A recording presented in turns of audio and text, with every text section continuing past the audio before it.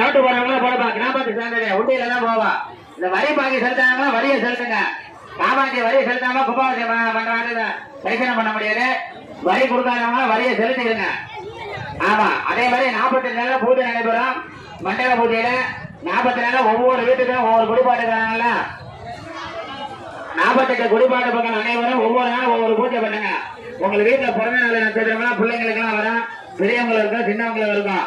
அவங்க எல்லாம் வீட்டுக்கு வர 48 நாள் காமாட்சிக்கு சிறப்பான நோட்டு போறவங்களா போடப்பா. கிராமத்துக்கு சேர்ந்தது உண்டியில தான் போவா.